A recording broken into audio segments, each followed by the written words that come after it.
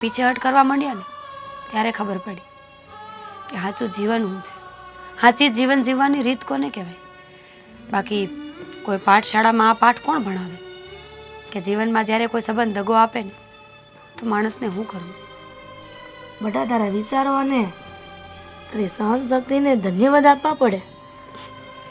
હા, જ્યારે દીકરીનો જન્મ થાય ને ત્યારથી જ એને શીખવવામાં આવે કે એ તો સહનશક્તિની મૂર્તિ છે.